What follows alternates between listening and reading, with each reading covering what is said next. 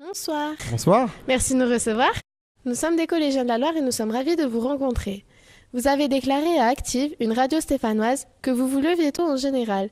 Est-ce votre conseil pour être en pleine forme?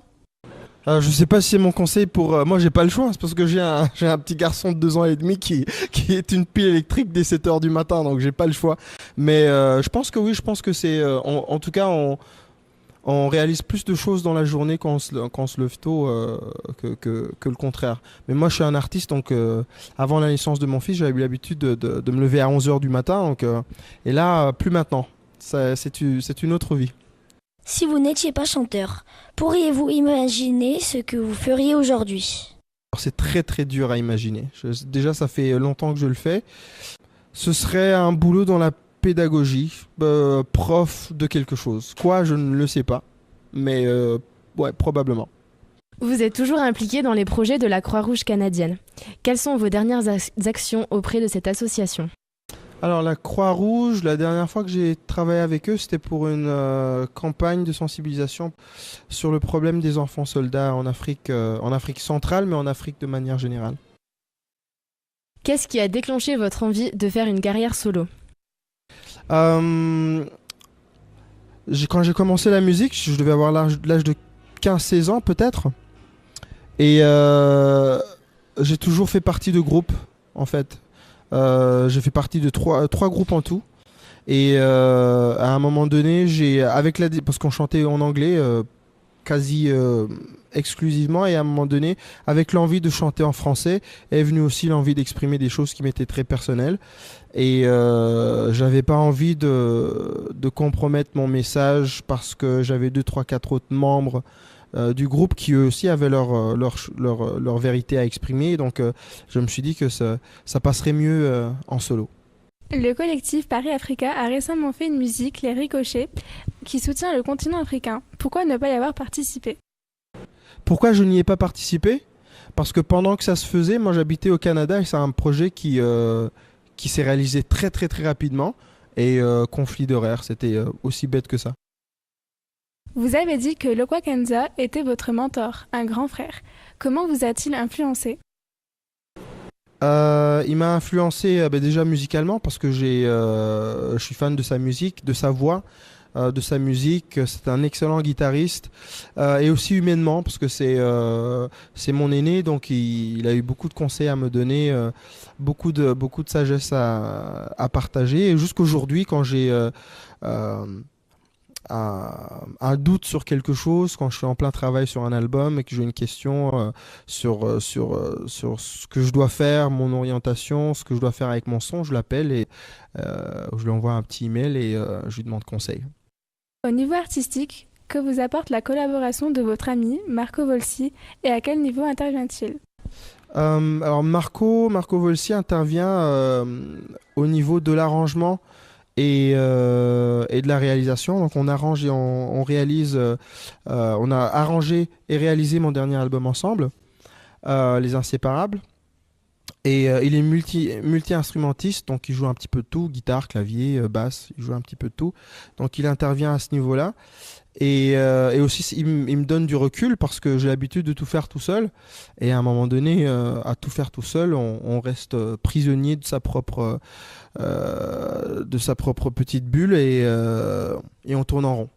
Donc il m'a apporté énormément de recul. Donc je peux lui demander, il a 2 oreilles, 2 autres oreilles auxquelles je peux me fier pour avoir un autre avis. Comme ça, ma musique s'en porte mieux en tout cas. Plus je fais entrer de gens et d'artistes dans ma bulle, et mieux ma musique s'emporte.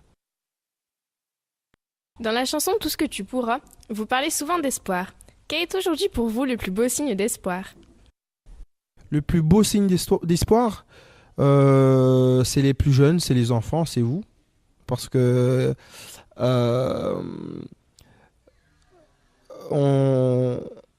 surtout quand on fait le métier que je fais, à un moment donné, on se rend compte que le rêve, ce qu'on pensait qui était le rêve d'être un artiste connu et de remplir des salles, de vendre des disques et tout ça, vient avec des choses qui sont un peu moins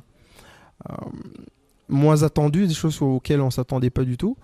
Mais pas seulement dans mon métier, dans tous les métiers. Plus on grandit et plus on perd le droit de rêver. On rêve moins en tout cas avec le temps. Et l'espoir, on le retrouve en vous parce que vous avez encore tout devant vous. L'espoir, moi je le trouve dans les yeux de mon gamin qui a 2 ans et demi, qui se pose pas trop de questions. Il pense au très très court terme et tout est à faire pour lui. Voilà, l'espoir, je le trouve là-dedans, mais je le trouve aussi dans la générosité des gens de tous les jours, des gens qui donnent juste parce que, sans attendre rien de retour, en retour, et tu te dis que finalement, voilà, la nature humaine est pas si mal que ça. En juillet, vous avez déclaré au mensuel Mag que 80% de votre prochain album était prêt, mais que le titre était toujours le plus dur à trouver. Alors, vous l'avez trouvé ? Toujours pas. Voilà, donc ça confirme la réponse que j'ai donnée. Toujours pas. C'est compliqué de donner le titre qui résumerait tout un univers d'un album. C'est compliqué. Donc pas encore. C'est toujours le dernier truc que je fais. Vous avez écrit des chansons avec La Fouine et Soprano. Quels sont vos rapports avec eux ? C'est des amis, c'est des potes du métier que j'ai rencontrés.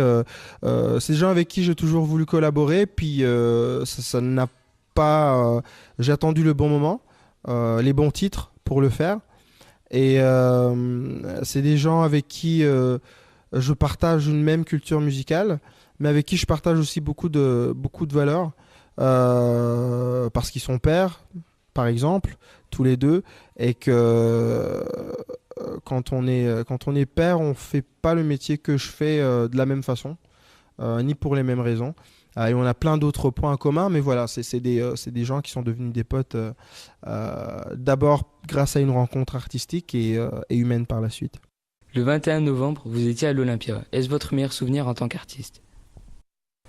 Le 21 novembre, en tout cas, ça fait partie d'un de mes meilleurs souvenirs en tant qu'artiste, parce que ça faisait longtemps que j'avais pas fait cette salle. J'avais fait plein de salles avant, mais la dernière fois que j'ai fait cette salle-là, c'était en 2006, je pense, et c'est une salle mythique. C'est une salle mythique pour tout artiste qui l'a fait.